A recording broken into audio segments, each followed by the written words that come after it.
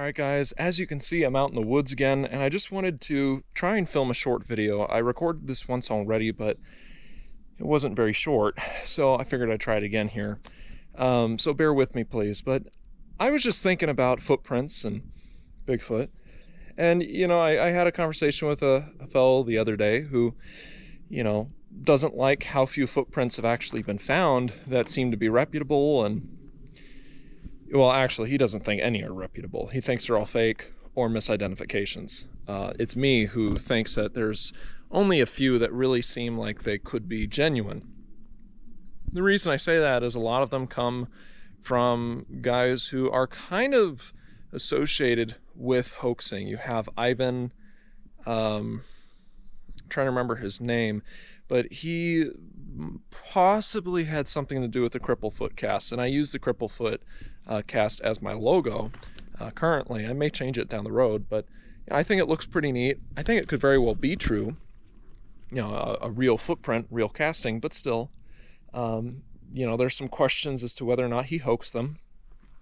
Then you have guys like Paul Freeman, who very likely hoaxed footprints. Actually, it was stated by a tracker that worked with Renee DeHinden, I believe, who said that he had talked to, I believe, some law enforcement officials who had been called to the scene of one of Paul Freeman's sightings that he reported. Something like that. Don't quote me on this. That's not the point of this video, so I may not get all of the facts right. So bear with me. But anyway, I believe he stated in his book, it had something to do with tracking, but he had talked about this at length, and he said that, they realized that it was hoaxed. Like, nothing had walked through there except for Paul. And so they confronted him about the fake footprints and the sighting, and he admitted that, yeah, okay, I hoaxed this, I hoaxed the footprints. But the point is this. Paul had a reputation for hoaxing. People like to cite that interview that he did. I think it was with Good Morning America, but I may be wrong. But just simply, he did an interview on the news, and they tried to edit it to make it sound like he likes the fake footprints. And his son did a whole presentation, and he talked about that at the 3rd annual Sasquatch Roundup in Spokane Valley. He was very rude during the event. The next speaker up, I believe, Michael something or other, he's from Alaska. Anyway, during that gentleman's presentation, Michael Freeman was just in the back of this room, and it's not a very big room. He was laughing and talking it up real loudly. Felt like it was on purpose as kind of a jab at the other guy. Could be wrong. But anyway, he was being very, very rude. He kept getting nasty looks from people. I know I looked at him a few times trying to give him a clue. I didn't really know how to handle it. I may not have handled it well if I had to redo it, but I probably would have called him out on it. So it's hard to know what to do on the spot like that, because I didn't want to disturb the event either, and none of the event organizers were doing anything about it. They were just kind of twiddling their thumbs, ignoring it, and I think they were kind of scared to act. That or they didn't care. But whatever the case was, I wasn't very impressed by their behavior, nor his. And I didn't get the best vibe off of Michael Freeman. I got to be honest with you. I'm not going to lie and say that, oh, well, he seemed nice enough. He didn't. He seemed like a very rude person. I just don't like him. I just got to be honest. I don't. Now, does that mean that he was just having a bad day and he's not at all like that normally? I don't know. Maybe he was just being oblivious, but I got to trust my gut. My gut told me there was more to it than just what met the eye. Whatever the case is, though, Michael Freeman did go at length talking about how his dad was kind of framed in that interview. So, yeah, no, it wasn't that I'm referring to.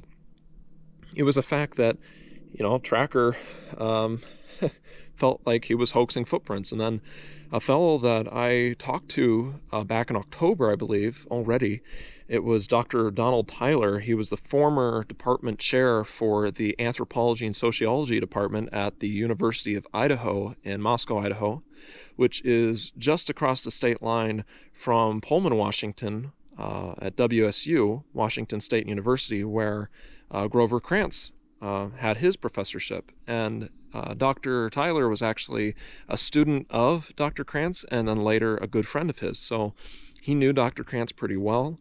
He really liked Grover. May he rest in peace. And Dr. Tyler was very nice in helping me writing a book, and so he gave me some good information, answered my questions, was just a very nice man. I didn't post the interview because the audio was really bad. That was my fault. But regardless, it was a nice interview, and he talked about how he had gone out in the field with Grover a number of times. It seems like he's kind of optimistic, hoping that Bigfoot might be kind of real to me. That was the vibe I got.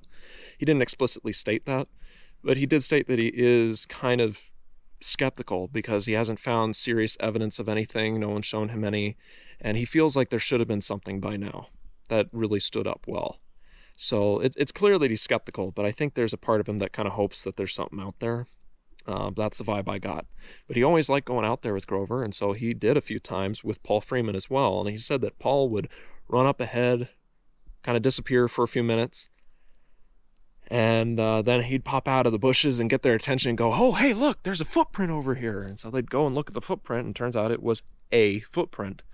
And Tyler, Dr. Tyler said that it just felt fishy. He felt like he was hoaxing. So when you have guys like that out there who seem to be lying and hoaxing, I get a very real vibe that Paul Freeman and Todd Standing are kind of cut from the same cloth, as in they may have seen something, but I feel like they hoax evidence to try and convince other people of Bigfoot's existence. And it's possible that it kind of gets to them and they end up believing their own lies, or they end up kind of enjoying the lie. But whatever the case is, I cannot say for Todd or for Paul, but I get the very real feeling that they did absolutely hoax evidence. And when you hoax evidence, you cannot expect anyone to say that, well, anything that you did has any value. Because if you hoaxed once, you've probably hoaxed numerous times, and you're probably going to still hoax. So why is it that, I should even believe that Paul even had a sighting? Right? There's a lot of people that question him, question his authenticity, the tracks, everything. I think that the handprints that he found were directly based off of the one handprint found on that house in, I want to say, Northern California, that seemed to be legitimate, and I think he just based his handprints off of that handprint. I don't think he came up with that on his own. I think that the shape of the hand doesn't really make much sense. I think there's some issues with Bigfoot being able to do what it does with such small thumbs that are so very inarticulate. I think it also suited Grover Krantz's bias towards Bigfoot being an ape, like Gigantopithecus, because technically we're apes. And I think it's just kind of fishy. But that's going to take an entire separate video, and I'm not prepared to do that yet. Regardless, when you have guys like Jeff Meldrum, Dr. Jeff Meldrum, and guys like the late Grover Krantz out there talking up hoaxes or probable hoaxes or possible hoaxes, however you want to view it, it does make everything seem fishy, especially when they treat everything as if they're on an equal footing in authenticity. So, it just makes it so I can't help but question how legitimate any of those footprints are. And, that's where I have to come in here with the point of this video. That is, why do we act like Bigfoot would be leaving footprints everywhere? Right? For whatever reason, when you think about Bigfoot, I don't just mean Bigfoot researchers, I mean everyone, right? When we think about Bigfoot, we think of a very big, tall behemoth. Now, first of all, I've already shared some very strong reasons why I believe that Bigfoot do not get any bigger than 9 feet. I think their reasonable average top height would be about 8.5 feet. I don't think that they get any bigger than 7 to 8 feet on average. I think that guys like Angus McGaskill are a good example of how big a Bigfoot would be. He was over 7 feet in height. I'm trying to remember the exact height for him, but he was a true giant. He did not have any kind of issues. He was a basically normal human being. He was just very tall. And so no pituitary gland issues, nothing. And I think that is a pretty good analogy for Bigfoot. I think that there are some odd sightings out there. I don't disregard that. I think that they could be attributable to something else entirely. I believe that there are very real paranormal Sasquatch sightings, and I believe the majority are of a real flesh and blood creature.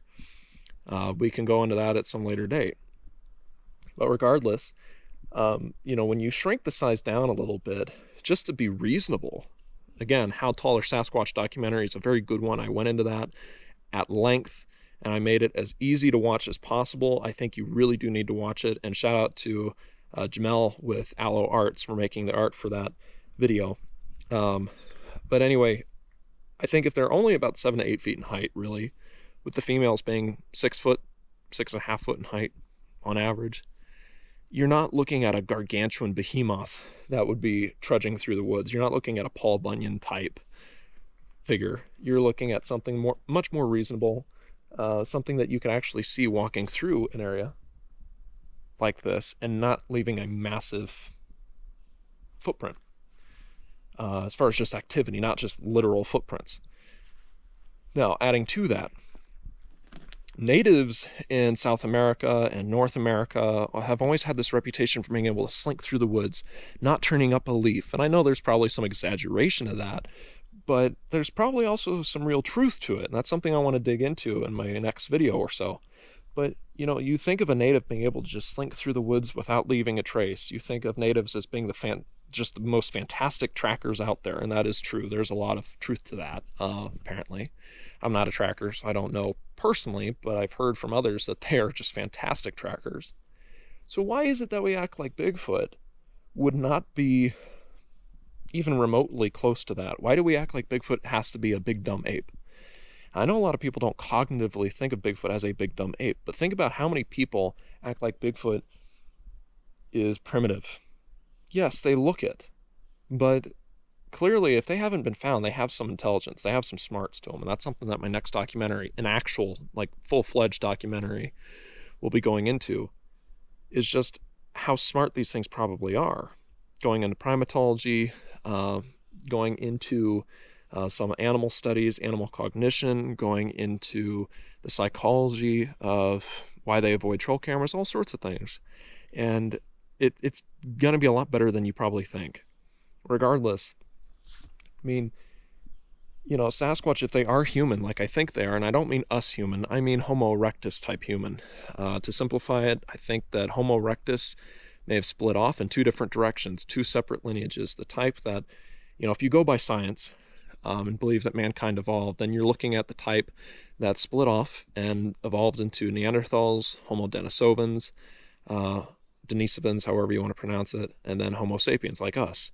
Then you have the other lineage, which would be the one for Bigfoot, that probably retained the hair or gained it back very quickly.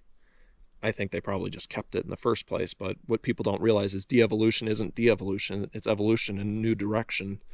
So something as simple as retaining the hair on your body, if you went from an area that was cold, where you needed it, or where your biology just dictated that you had hair, you go into a warmer climate, you might lose it after many generations. Then you go back into a cold environment, you may gain it back, unless it's been so incredibly long since you've had hair in your lineage that it's just kind of been lost. Homo erectus in earlier form would probably be able to retain it or get it back quickly. Looking at that, I mean, you're looking at areas where being hairy would really help for camouflage sake, for keeping insects off of you, for thermal regulation potentially. And you're looking at for, you know, well, thermal regulation does apply in this case, but more specifically, surviving in a cold environment. I mean, hair would be very, very helpful, especially if it's thicker. If you have a thicker layer and then a long, heavy layer on top. And however that would work exactly, I do not know. That's all theoretical and speculation. But if Bigfoot are Homo erectus, they went up into Siberia. Essentially, they were pushed out by their close cousins, probably because they look more primitive. They weren't as advanced. And as we've seen from human history, what happens when people feel like they have a moral high ground over someone, or they feel like they're better than someone? They were probably, over a long period of time, forced to stop making tools, forced to stop making fires because it gave away their location. I think it was a long, drawn-out issue that eventually made it so they wanted to move out of Europe, out of Siberia, and over the Bering Land Bridge into North America. After that point, I think they had some relative quiet from humans, and then if you go by anthropology, about 20,000 years ago, mankind came back over, Homo sapiens, the Native Americans specifically. They came over, and then they had to coexist with us again for about 20,000 years now. Why is it that we act like a species that would have some relatively high intelligence would not learn to adapt to us? Especially if you're dealing with really good trackers, how do you lose them? By being really good at covering up your tracks, by learning how to evade trackers, learning how to evade making or avoid making tracks, learning what tracks are actually is just simple. I mean, if you're a Bigfoot, you're walking after a deer, you're stalking it, and you're walking behind it, you see it walking in the snow or on mud or something, and you see it making tracks. It's not that complicated to put two and two together. Realize that there's a creature, there's a substrate. When the creature walks, it leaves footprints in the substrate. And you just kind of piece that together, and in no time you realize that if the footprints are pointing in this direction, they look like this, they're pointing in this direction, that means the deer went through here, and it's just simple. It's not that complicated. I think that children probably understand this principle pretty well. Why wouldn't a human relative of ours that lives out in nature, doesn't have all the stresses and fears and worries that a lot of people have that come with having jobs, having economic stress, having to provide, and all these different things that are technically there for Bigfoot, like having to provide food if they have young ones, but are just amplified by many magnitudes. Ever since cell phones came out, our attention spans have gotten worse. Our ability to memorize and recognize things has gotten worse. So, Bigfoot being out here, they're grounding all the time. They're eating whole foods. They're drinking relatively fresh water, breathing fresh air. They're connected to nature. They don't have nearly as many stresses and worries, although they have their own, but not even close to as many as we do. I think that it's reasonable for them to be pretty smart and be pretty cognitive in their abilities, within reason. And being able to realize that if you walk on mud and sand, that you're going to leave footprints. And if you walk on pine needles and branches and twigs, if you're really careful about how you do it, you won't leave footprints.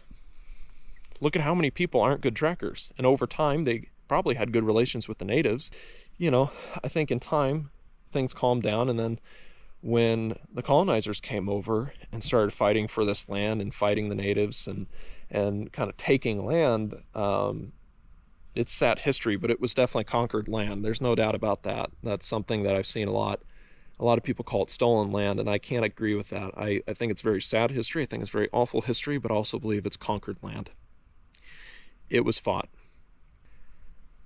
It just gets sadder and sadder the more you learn about it. But, when we came over, I think that really shook some things up again.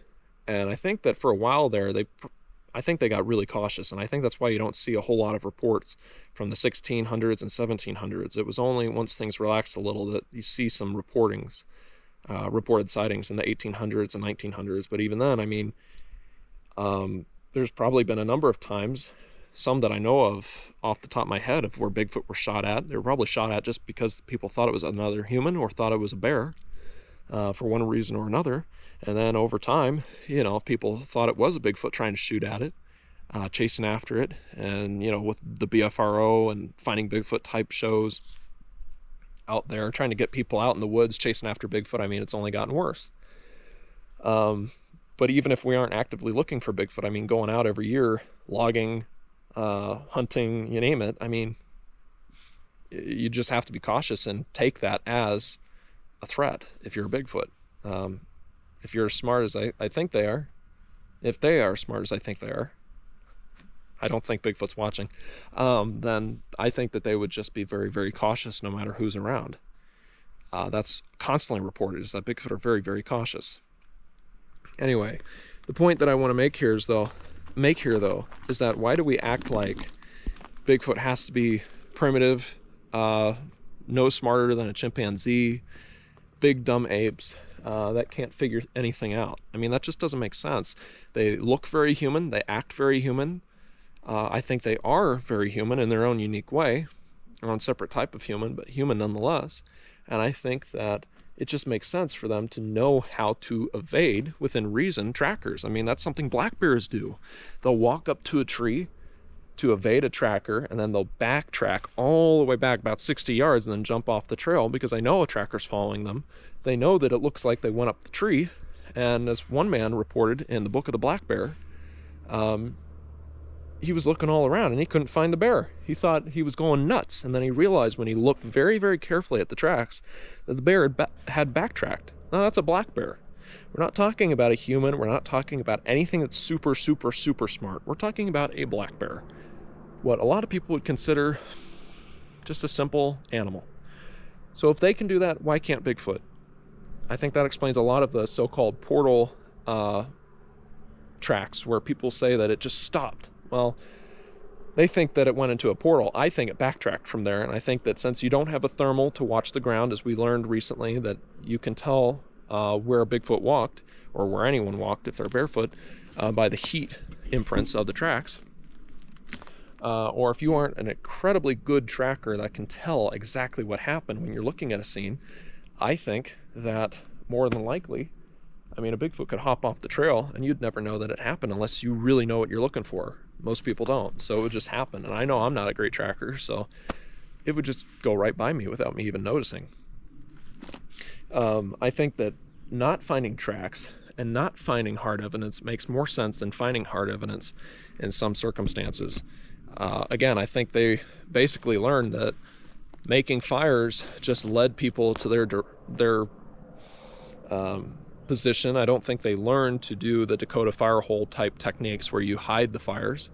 I think they became more solitary, split up, small family groups, loners, learned how to survive on their own. I think if you aren't using fires, then what's the point of cutting up your meat? And what's the point of really trying to make stone tools after a while? You just start to go down a different path. If you aren't cutting up your meat to cook up only portions of it, you're just eating it raw, then why not just grab the meat and eat it? Especially if you're really hungry and you need those calories. I mean, I don't know. It's all theoretical and all speculative, of course. I'm always willing to admit that. But I do think it makes sense that Bigfoot would not leave footprints so readily. I think it's kind of a miracle that we have any footprints at all, assuming that they are genuine. And I think Bigfoot are incredibly smart. I don't feel like they're smarter than us. I think they have clearer minds. They aren't as distracted as we are. We have so many modern worries, so many modern stresses. With the recent Israel-Iran stuff, I mean, we are just stressed out. We're worried.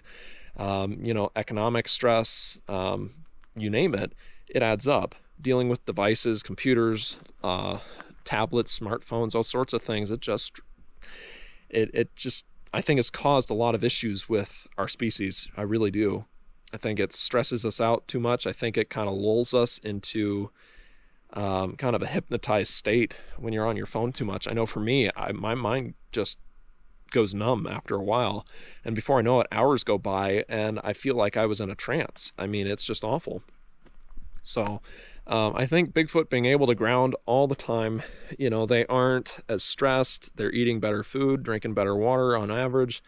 I think it just does a lot to help them not have cluttered minds. And I think whatever stresses they do have, which they no doubt have, being an animal in a wild world, I mean, they definitely have stress. I just don't think it's even close to as much as we have.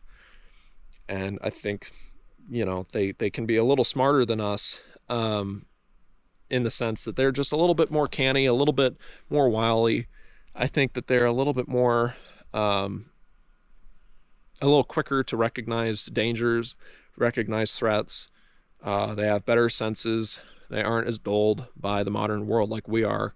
They're kind of away from it all. And, who knows how their brains evolved separately from us. But I do believe that they are pretty smart within reason. So something to keep in mind. Please share your thoughts down below. I always appreciate hearing from you guys. I apologize for not having exact references and whatnot for you right here on the spot. But this was just an on-the-spot video, just kind of sharing my thoughts just as I would if you were right here next to me. So please let me know down in the comments what you think, and please like, share, and subscribe, and I'll see you guys next time. Bye.